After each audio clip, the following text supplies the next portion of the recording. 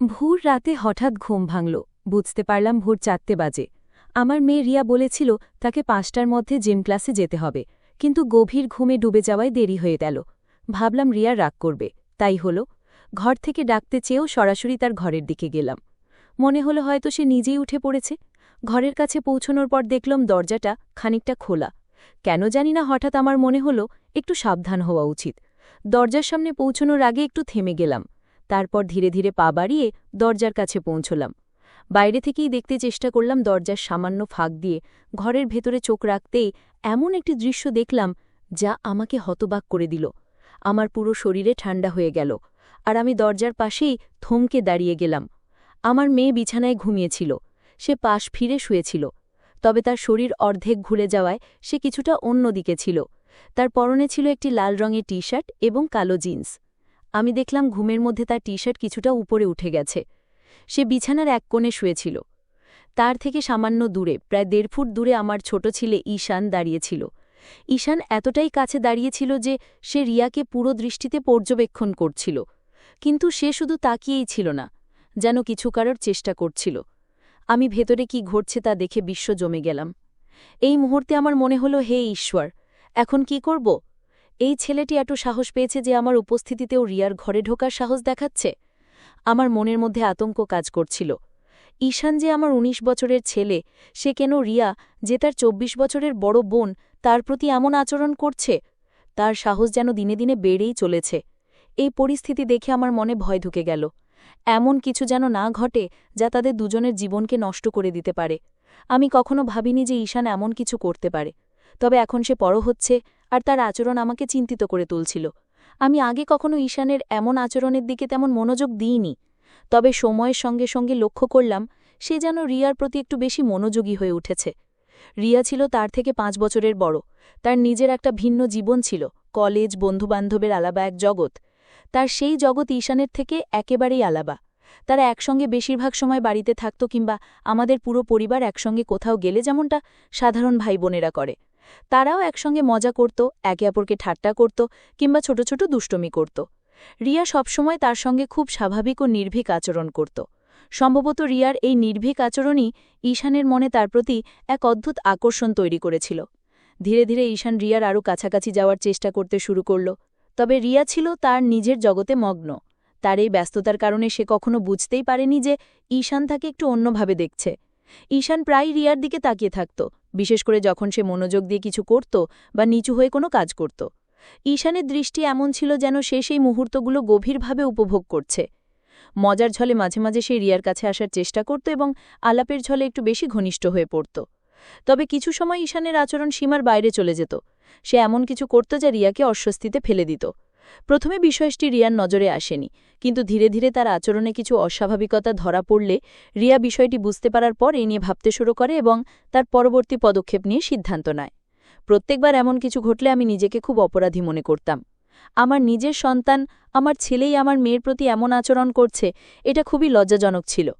আমার পক্ষে এটা সহনীয় করা কঠিন হয়ে পড়েছিল। তবে ঈশানকে পুরোপুরি দোষারোপ করার আগেও আমার মনে দয়া জন্মাত।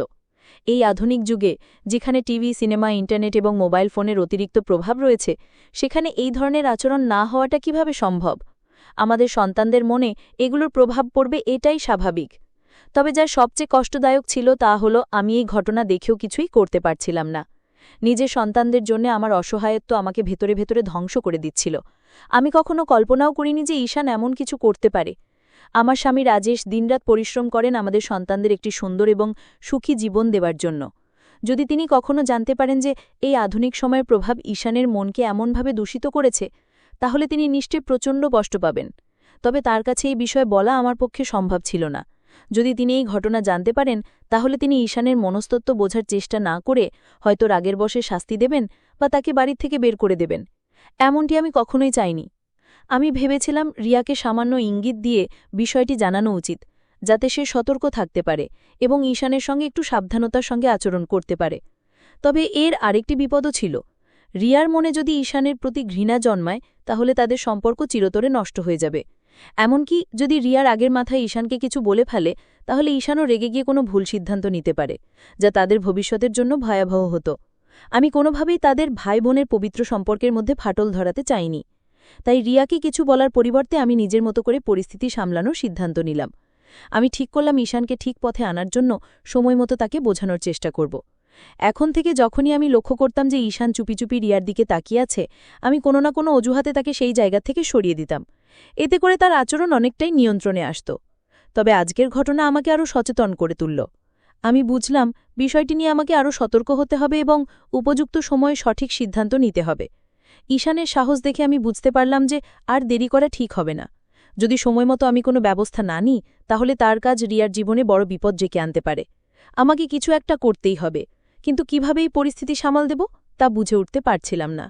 আমার মনে হলো সঠিক পদ্ধতিতে তাকে বোঝালে সে স্বাভাবিক হতে পারে।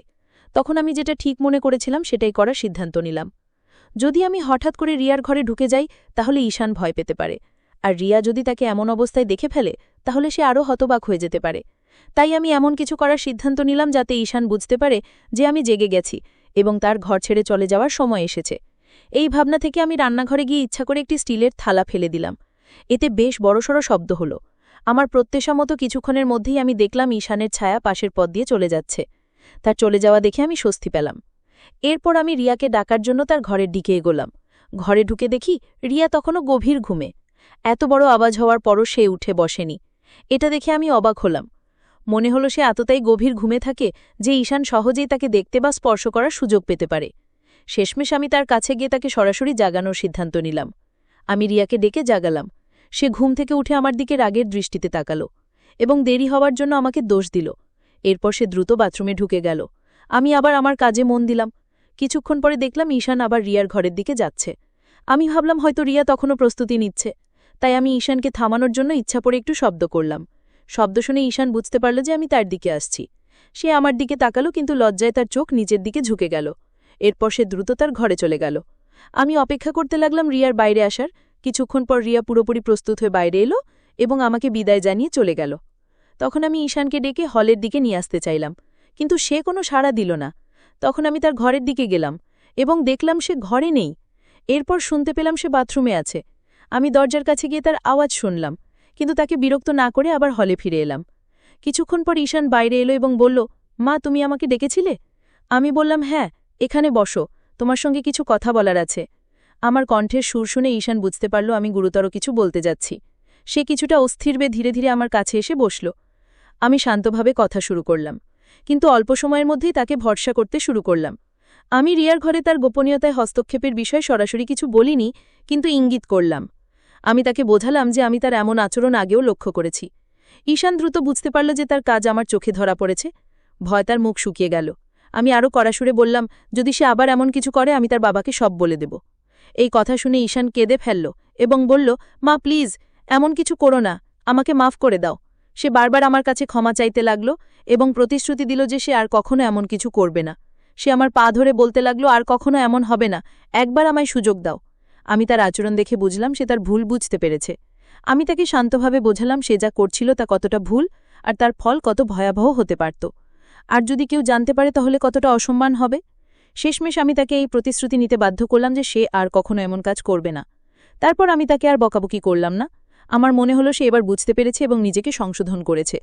এরপর প্রায় 1 মাস আমি তার থেকে একটু দূরত্ব বজায় রাখলাম এবং খুব কম কথা বললাম, যাতে সে বুঝতে পারে যে সে যা করছিল তা ভুল ছিল।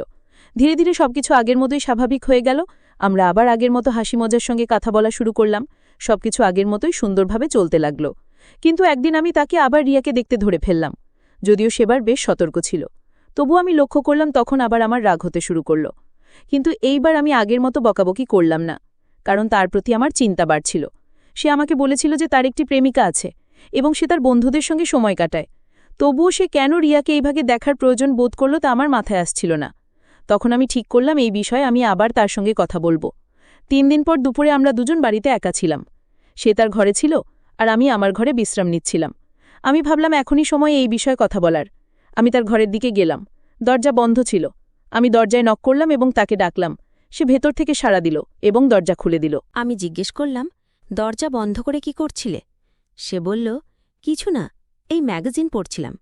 তারপর সে বিছানার পাশে থাকা একটি ম্যাগাজিন দেখালো। আমি মনে মনে ভাবলাম, যদি সে সত্যিই ম্যাগাজিন পড়ছিল তবে দরজা লক করার কি প্রয়োজন ছিল? নিশ্চয়ই অন্য কিছু হচ্ছিল। কিন্তু এইবার আমি শান্ত থাকতে চাইলাম এবং তাকে বোঝানোর সিদ্ধান্ত নিলাম। আমি রিয়াকে নিয়ে কথা বলার জন্যই এসেছিলাম, তাই অন্য কিছু না বলেই আমি তার বিছানার পাশে গিয়ে জিজ্ঞেস করলাম, কোন ম্যাগাজিন পড়ছ? তারপর তার হাত থেকে ম্যাগাজিনটি নিয়ে দেখতে শুরু করলাম। এটি তার কলেজের একটি বুলেটিন ছিল, যেখানে ছাত্রছাত্রীদের লেখা প্রবন্ধ, গল্প এবং কবিতা ছিল। আমি ম্যাগাজিনটি তাকে ফেরত দিয়ে জিজ্ঞেস করলাম, কোনটা পড়ছিলে? এতে ম্যাগাজিন খুলে সে একটি প্রবন্ধ দেখিয়ে বলল, এইটা পড়ছিলাম। আমি বললাম, ঠিক করে বলো তো, কি আছে এতে? তারপর আমি তার পাশে বিছানায় একটু জায়গা নিয়ে শুয়ে পড়লাম। আমার ছেলে বিছানায় চিত হয়ে শুয়েছিল, আর আমি তার পাশে শুয়ে থেকে সেই প্রবন্ধটি দেখতে লাগলাম। আমরা একসঙ্গে সেই প্রবন্ধটি পড়তে শুরু করলাম। ঈশান বলল, এতে আর কিছু মজার নেই, তুমি কি পড়তে চাও? তারপর সে ম্যাগাজিনটি আমার হাতে দিয়ে দিল। আমি বিছানার কিনারায় শুয়ে বললাম, মনে হচ্ছে পড়তে পড়তে পড়ে যাব। এ কথা বলতেই ঈশান তাড়াতাড়ি আমাকে ধরে ফেলার জন্য হাত বাড়াল, কিন্তু অসাবধানতাবশত তার হাত আমার বুকের উপর পড়ে গেল। এরপর সে অন্য হাতে আমার কবজি ধরে আমাকে উপরে টেনে তুলল। তার এই আচরণে আমার মধ্যে এক অদ্ভুত শিহরণ জেগে উঠল। ঈশানও খুব বিব্রত দেখাচ্ছিল। সে মুখে বলল, মা। আমি হেসে বললাম, আরে কোনো ব্যাপার না, বরং তোমাকে ধন্যবাদ বলা উচিত। তুমি যদি আমাকে না ধরতে তাহলে আমি পড়ে যেতাম। আমার কথায় ঈশানও হেসে উঠল, আর পরিবেশ হালকা হয়ে গেল। আমি তাকে বললাম, এবার এটা আমাকে পড়ে শোনাও, ছোট অক্ষর আমার ভালো দেখা যায় না। ঈশান ম্যাগাজিন নিয়ে পড়া শুরু করল। তাকে আরামদায়ক করতে আমি তার মাথার নিচে আমার হাত রাখলাম, এবং সে পড়তে লাগল। সে আমাকে আরও কাছে টেনে নিয়ে প্রবন্ধটি পড়ে শোনাল। তারপর বলল, এখন বাকিটা তুমি পড়ো। আমি ম্যাগাজিনটি হাতে নিয়ে পরের পৃষ্ঠা উল্টাতে শুরু করলাম। ঈশান আমার কাছেই শুয়েছিল। একটি পৃষ্ঠায় থেমে আমি মন দিয়ে পড়তে শুরু করলাম। কিছুক্ষণ পরে আমি একটু অস্বাভাবিকতা অনুভব করলাম। দেখি ঈশানের একটি পা আমার পায়ের উপর রয়েছে এবং সে একটু নড়াচড়া করছে। প্রথমে বুঝতে পারিনি, কিন্তু যখন ভালো করে খেয়াল করলাম তখন ব্যাপারটা পরিষ্কার হলো। আমি ভাবলাম, সে তো ম্যাগাজিন পড়ছিল, তবে এমন কেন হলো? নিচে তাকিয়ে দেখলাম তার হাত আমার কোমরের কাছে ছিল। তখন মনে পড়ল, যখন সে আমাকে পড়ে যাওয়া থেকে ধরেছিল তখন তার আঙুল আমার কোমরের কাছে আটকে গিয়েছিল। এটা মনে করে আমি কিছুটা অস্বস্তি বোধ করলাম। আমি আস্তে করে ঈশানের মুখের দিকে তাকালাম। তার চেহারা সম্পূর্ণ শান্ত। আমি ভাবছিলাম, সে কি ভাবছে? নিজেকে শান্ত রাখলাম এবং আবার ম্যাগাজিন পড়তে শুরু করলাম। মনে মনে প্রার্থনা করছিলাম যেন ঈশান এই পরিস্থিতি নিয়ে কিছু না বোঝে। কি করব ভেবে পাচ্ছিলাম না। প্রথমে মনে হলো সাথে সাথে উঠে গিয়ে তাকে দূরে সরিয়ে দেই, কিন্তু কেন যেন মনে হলো আমি তেমন শক্তি সঞ্চয় করতে পারছি না, যেন কোনো অদৃশ্য শক্তি আমাকে সেখানেই আটকে রেখেছে। আমি চুপচাপ শুয়ে রইলাম, বাইরে থেকে ম্যাগাজিন পড়ার ভান করছিলাম। সময় যেন থমকে গিয়েছিল। কয়েক মিনিট কেটেছে, কিন্তু মনে হচ্ছিল যেন কয়েক ঘন্টা পার হয়েছে। অবশেষে আমি সিদ্ধান্ত নিলাম যে আমাকে কিছু করতে হবে। আমি বললাম, ঈশান, মনে হচ্ছে আমার শরীরে টান ধরেছে। তারপর আস্তে আস্তে নিজেকে সরিয়ে নিলাম এবং তার থেকে একটু দূরে সরে গেলাম। পাশের বালিশ সরিয়ে আমি বসে পড়লাম। ঈশান একটু বিস্মিত হয়ে আমার দিকে তাকালো, কিন্তু কিছু বলল না। আমি তখন পরিস্থিতি হালকা করার জন্য তাকে অন্য কোনো বিষয়ে কথা বলতে লাগালাম। আমি ঈশানের দিকে একবার তাকালাম এবং দেখলাম সে কিছুটা অস্বস্তি অনুভব করছে। পরিবেশ সহজ করার জন্য বললাম, ঈশান, আমার গলা শুকিয়ে গেছে, তুমি কি আমার জন্য এক গ্লাস জল এনে দেবে? ঈশান বিছানা থেকে উঠে জল আনতে চলে গেল।